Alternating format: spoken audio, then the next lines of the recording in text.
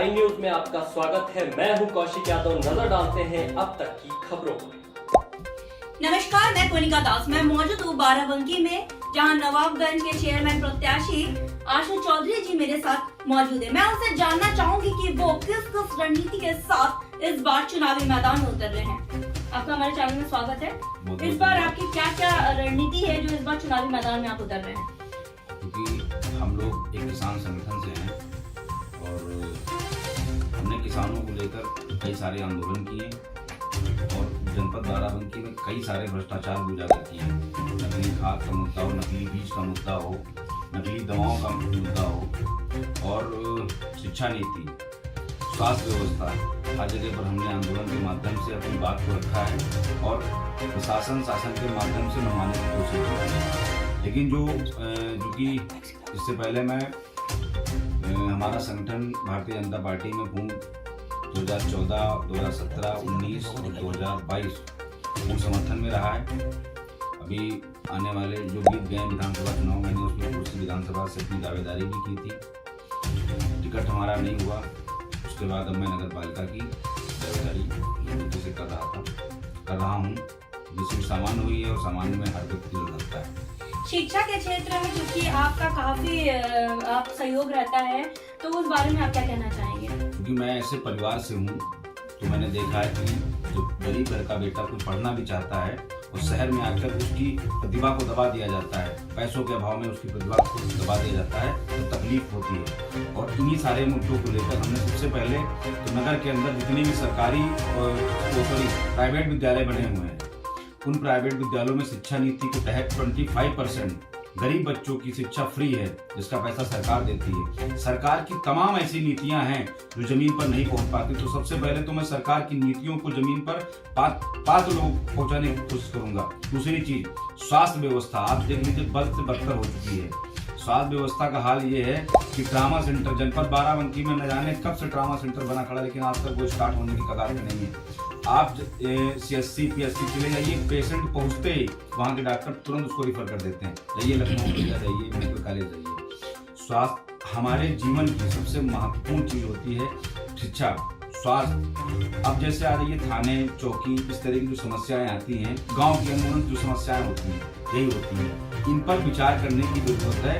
इन पर एक अच्छा, जैसे भ्रष्टाचार के विरुद्ध हम लोग लगातार कहाँ पे भ्रष्टाचार हो रहा है, लेकिन जो भी अधिकारी बैठते हैं, जो वो चाहे जनपद का DM हो चाहे कप्तान हो, जब तक वो पब्लिक से टच नहीं रहेगा, पब्लिक की समस्याओं को शालीनता से नहीं सुनेगा, वो हुक्मरान बन के मत बैठे। वो पब्लिक सर्वेंट है, पब्लिक सर्वेंट की तरह समस्याओं को सुने।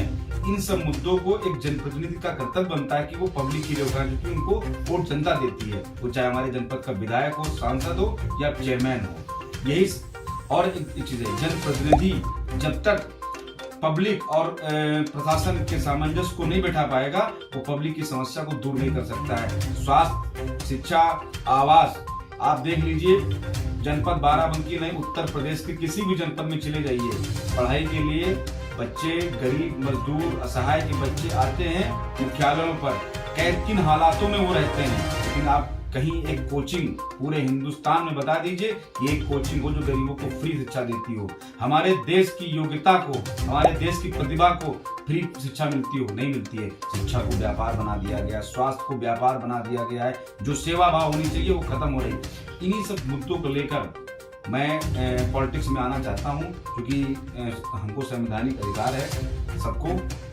आपकी राजनीति की शुरुआत कब से हुई है?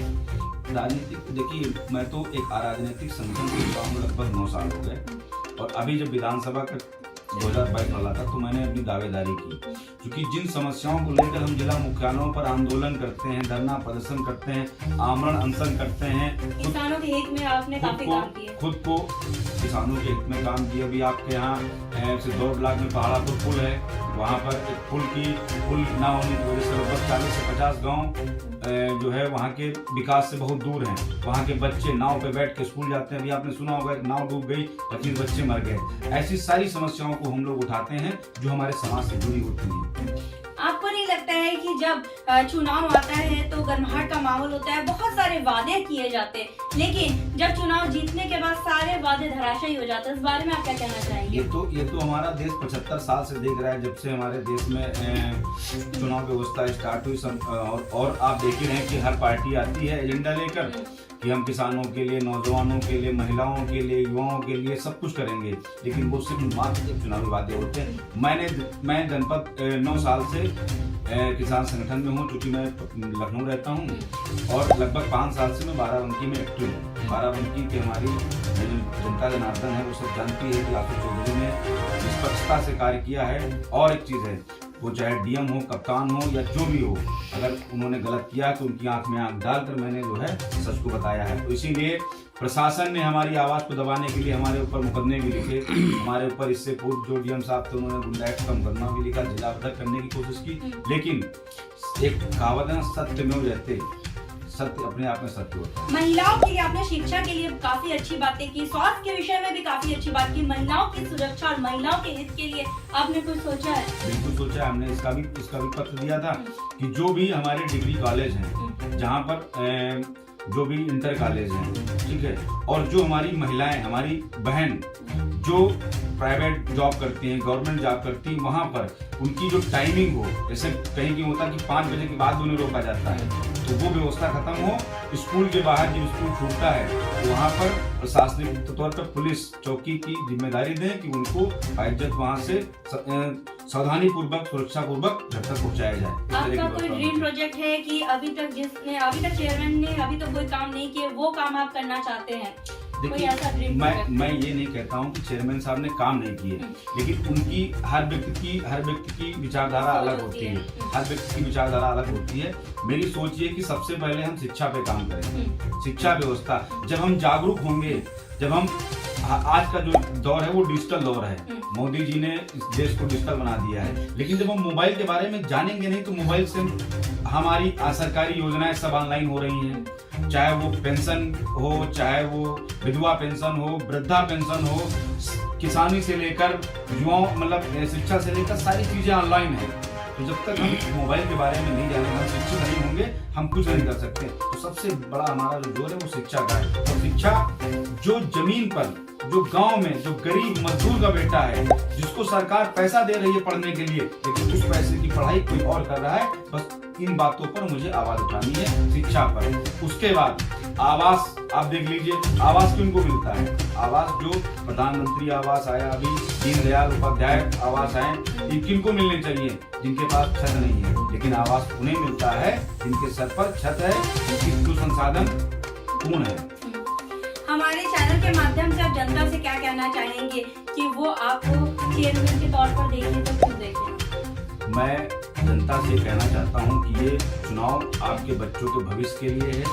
जनप्रतिनिधि आपके बच्चों की भविष्य की नींव रखते हैं, तो आप अपने लिए अपना रिश्तेदार नहीं ढूंढ रही हैं, आप अपने बच्चों के भविष्य को ढूंढ रही हैं। तो जाति धर्म मजहब से हट के जो आपकी समस्याओं के लिए लड़ता हो, आपकी समस्याओं पे खड़ा होता हो, आपके लिए लड़ता हो, उसको वोट करें, उसको सपोर्ट करें, और यही हमारी शुभकामनाएं हैं। ये हमारे साथ आशुतोष चौधरी जी थे, जिनकी काफी नेक सोच है। इनका ये सोच है कि शिक्षित अगर लोग रहेंगे तो विकास की ओर अग्रसर हो पाएंगे। अगर शिक्षा का अभाव रहेगा तो कोई विकास नहीं हो सकता। स्वास्थ्य के बारे में काफी अच्छी बात कही कि शिक्षित लोग इस स्वास्थ्य को भी ध्यान में रख सकते हैं। शिक्षा और स्वास्थ्य को लेकर महिलाओं की सुरक्षा के लिए भी उन्होंने कही कि महिलाओं की सुरक्षा अगर चेयरमैन बनते हैं तो महिलाओं की सुरक्षा पर काफी ध्यान देंगे। अब देखने वाली बात ये होगी कि जनता इनको कितना चुनती है। वीडियो जर्नलिस्ट शर्मा के साथ मैं कोनिका दास, आई न्यूज़ उत्तर प्रदेश। खबरों का सिलसिला यूं ही जारी रहेगा। आप बने रहिए आई न्यूज़ के साथ, हर खबर पर पहली नजर।